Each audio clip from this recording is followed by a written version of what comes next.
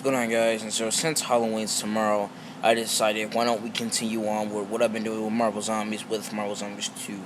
Now, the reason why I'm doing this is because the Batman the White Knight, I am going to do a video on issue 1, where I was actually going to wait until issue 2 drops to basically do both of those and get both of those out the way, kind of like what I'm doing now with Marvel Zombies, because I will be doing, basically I will be doing the first 2 issues, then next week on Tuesday I will do the other 2 issues, and that may become into a double upload, so I may upload issues 3 and 4 and 5 on the same day, basically so we can get the Marvel Zombies, the first 2 parts of the Marvel Zombie saga out of the way, because we may continue on with this, but the reason why is that I am coming up with a Daredevil, The Man Without Fear, the Frank Miller run, and I'm doing all 5 issues at once, and I use movies, and so the slideshow alone is about 13 minutes and like 30 seconds long, so who knows how long that's going to be once I add in audio and all that good stuff. But yeah, that's basically getting into it. So basically what's going on is that it has been at least 30 or 20, or no, it's been 40 years since the events of Marvel Zombies, and we get to see basically the old members of Asteroid M, the Acolytes or whatever, and basically what's going on is that they're telling T'Challa that they won't survive another generation because these people of Maximus has created this cult to Magneto, and they basically want to take over everything. But he is almost assassinated, but Wasp saves him by biting him, and he succumbs to the virus. But then again, Wasp also returns to her old self and wants to eat Black Panther, T'Challa's wife, but he knocks him away, he knocks her away, and they both feast on him.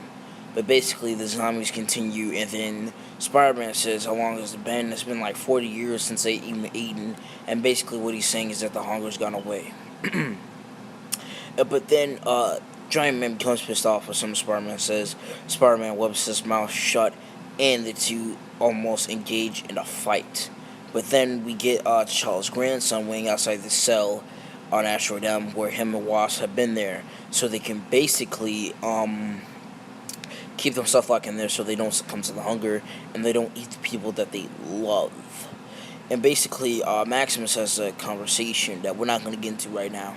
Basically, I want to show you guys that the hunger, which T'Challa was saying, is probably psychological, as Luke Cage and Spider-Man themselves have all this guilt to what they've been doing over the years. And be clear, it's been 40 years. These events are still in their heads. It haunts them. Well, I think it'll haunt them when they lose the hunger, because basically the hunger is what basically drives them to do all these bad things, basically. So yeah, and then it's just having the conversation outside where Maximus is basically telling everyone, hey, join me. But then the zombies arrive, Spider-Man and them. So basically, Hulk jumps down, and Hulk, he's angry. When he's hungry is when he's Hulk, and when he's not, he'll turn back to Bruce Banner.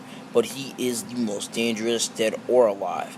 And Giant Man basically puts him, I don't forget what that move was called, but he holds him back just to tell him that, hey, we were sloppy at first, we can clone them and then we'll feast on humans forever.